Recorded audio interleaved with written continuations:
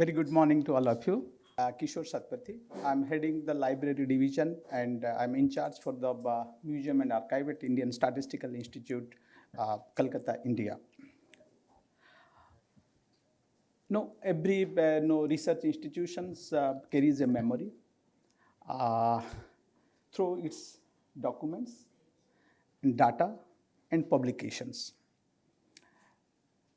But it also carries its memory through various letters, personal documents, and the visits of number of people that comes to that institutions, and the stories of the person who builds that institution.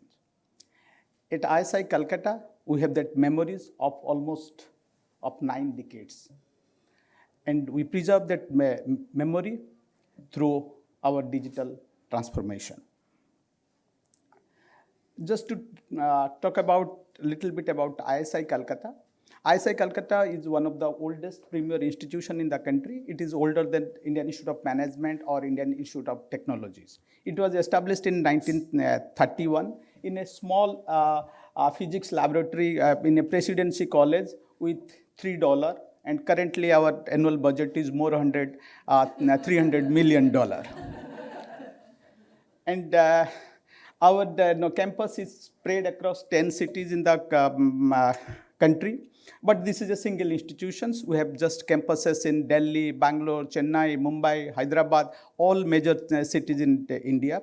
And we have 8 scientific divisions, 3 associate institutions. One of the important institute is International Statistical Education Center, which was started in 1950s in collaboration with UNESCO. And we offer a diploma program for the developing countries. It is only for the international students, and that's still going for the last 50-60 years. And if you look why ISI is famous, ISI is famous because we started computerization in India. The first indigenous computer of Indian subcontinent was developed at ISI Kolkata in 1953 by our engineers. The first 2 digital computers of Indian subcontinent was installed at our institution, that is in 1956 and 1959. Our second 5-year plan, developmental plan of India was drafted at ISI Kolkata. Then we introduced national sample survey, we introduced statistical quality control movement, all those things. Even OCR in Indian vernacular language, we have so many languages. The OCR for Indian vernacular language was developed at ISI Kolkata. And it's a very small institute, and we have number of department. We have only 1,200 students in the entire 10 campuses.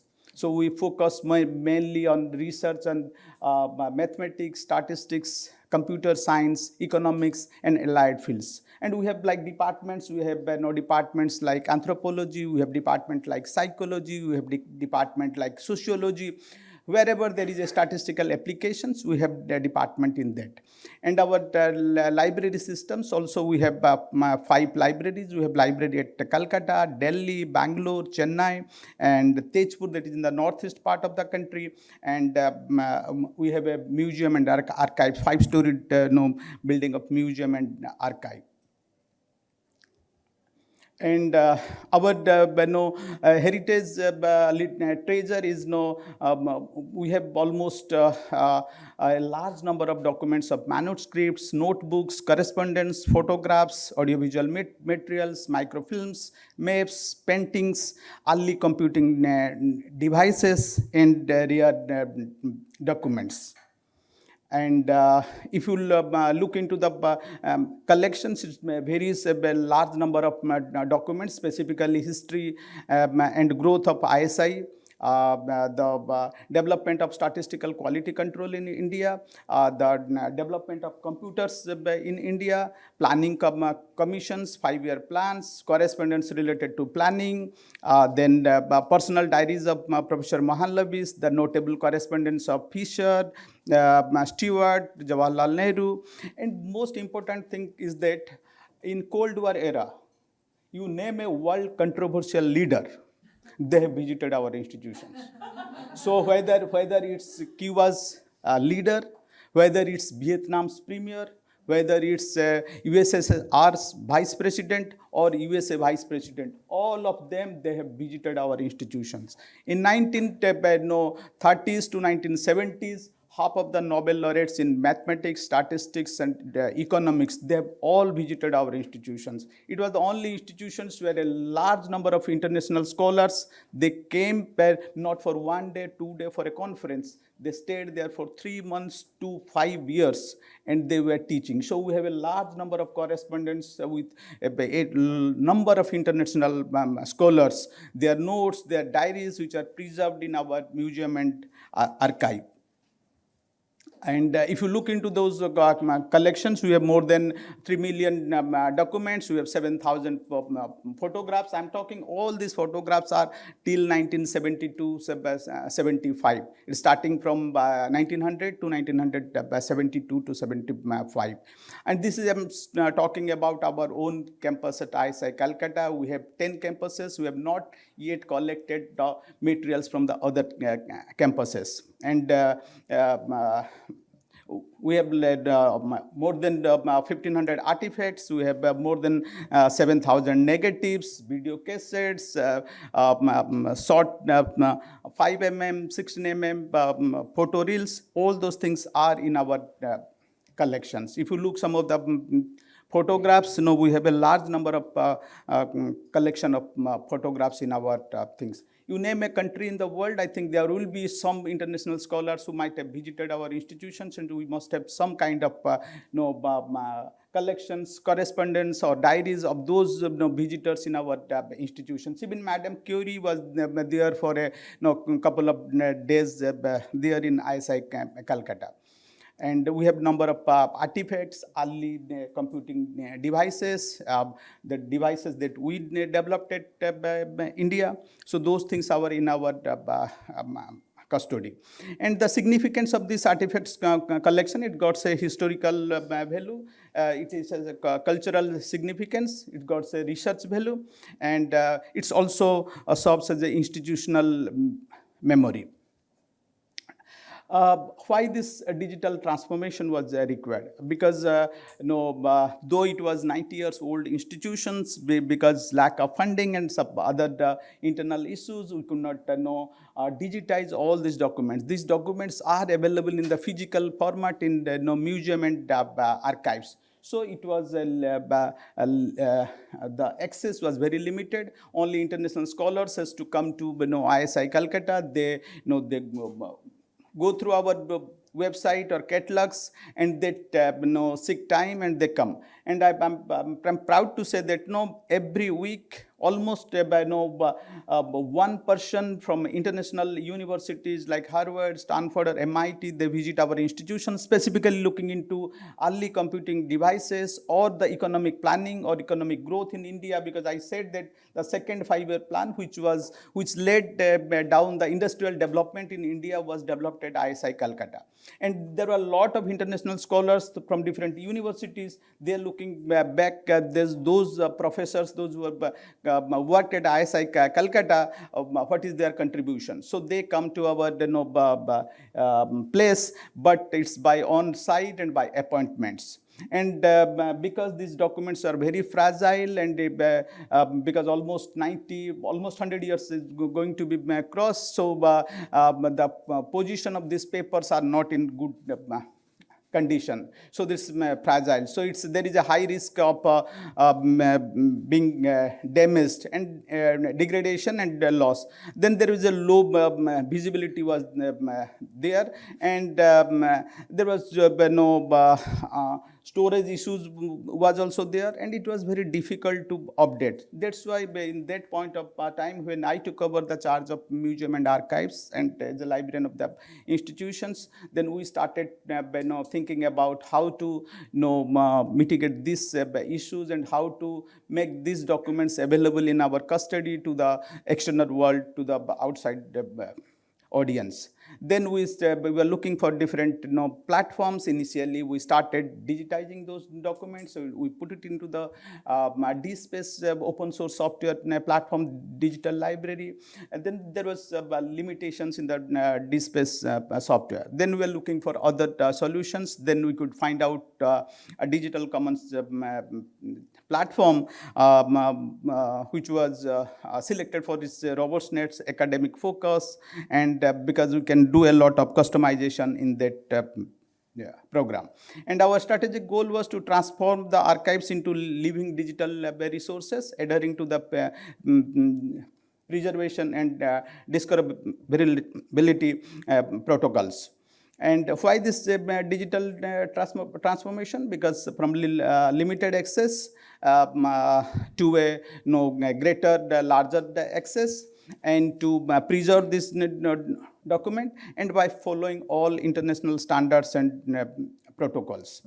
And before this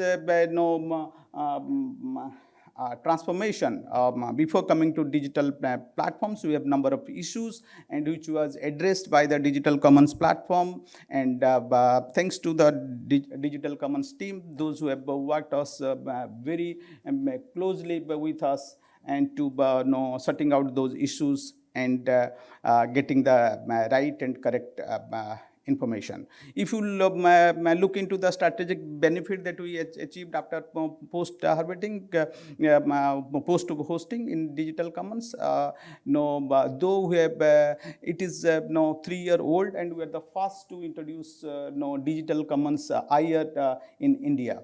And initial 1 year it took us for the planning and all those things. Virtually our presence is there for last 2 years. In 2 years we have uploaded only 7,000 documents, and not even half of them are full text. Some of them are just linked to Scopus, because initially we harvested our publications from Scopus to Digital Commons. With that limited kind of documents that we have. Today morning I was just looking into things. We had more than 52,000 downloads from 75 countries. You can check it in the Digital Commons ISI Kolkata. So that is the power of Digital Commons platform. And I'll not go into the technical architecture or digitization workflow, but just I will give the selection and of the document was very important in initial point of time. Then we started digitization. As I said, that out of 3 lakh document, only 30,000 document has been digitized. We are looking for partners and funders, so those who can fund us, so that now we can digitize all those documents. We are in touch with several embassies, because lot of international scholars, international visitors come from that. And we have more than 15,000 documents in different languages. I don't know, none of my staff members can understand those books, but we have more than 15,000 documents. We identified Russian language, so that is around 6,000 documents, but then rest of the documents are in different languages. And these are all starting from 1810, 1815 to 1972, 75, 1980. That is the maximum deadline that we have. That's why now we got a person who is trained in conservation. So now we have started conserving those documents. Then we have started digitizing those documents. And then the metadata creation, the standardized cataloging for we use Dublin code fields, then quality control, then upload and publications. So all those things are now being taken care of. The challenges that we encountered and the solution that we got it from Digital Commons platform was that we have a diverse material format. That I said, we had from books to documents to photographs to artifacts to microfilms, every kind of document that we had. And DC gave us that multi-format digitization protocol. Then we had metadata inconsistency because over the years different people use different kind of standards, but now we have a standardized Dublin core schema which being used, and we had fragile documents. Now we have started conservation of those documents. Now from the organizational point of view, building of institutional consciousness was important. We had a number of stakeholder workshops with our different centers, different departments. Then we selected that document. Then for resource allocation, we got initially a small funding from the institution, but now we are looking for in a project mode from other funders.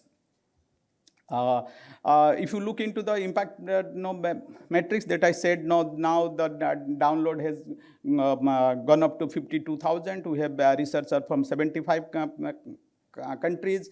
Our academic citation has increased by 30%, and the year-over growth is more than 40%, and we have got more than 10 collaborative research project and partnership in that regard. These are some of the interdisciplinary research application projects that we got after we host all these documents in the digital commons platform, specifically with international universities and other institutions.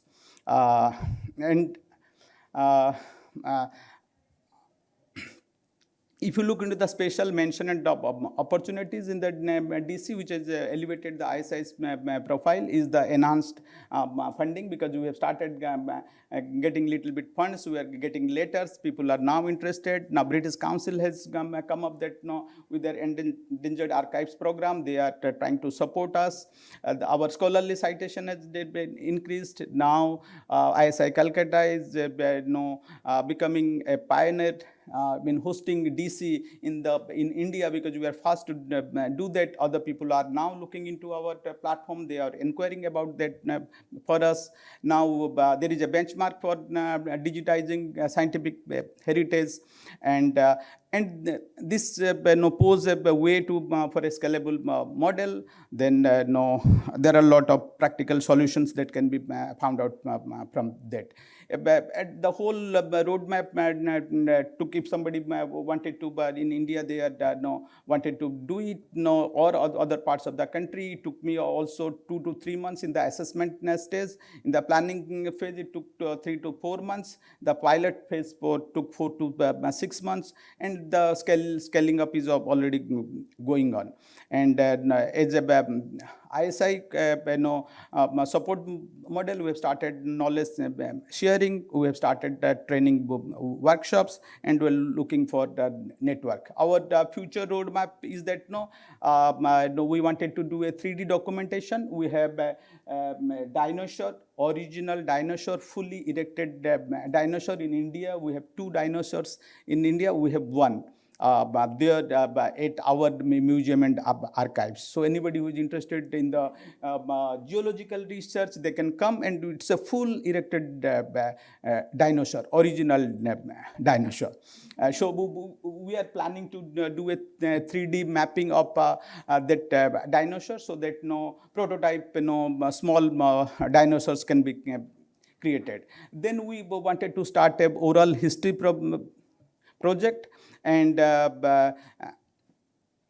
in conclusion, I'm here just to say that it's a small initiative that we did with Indian statistical institutions, though we had a long history, but we could not preserve in time. But now this is the time that we have started preserving that old history, and we wanted to create a living heritage for the international audience. Those who can go and online, they can see that what ISI is and how ISI shaped the development of India, and how other international scholars they contributed in the development of India through ISI. And ISI archive is an active knowledge asset, and digital commons is a sustainable and scalable platform. And this too, the ISI model is a roadmap for the global academic engagement.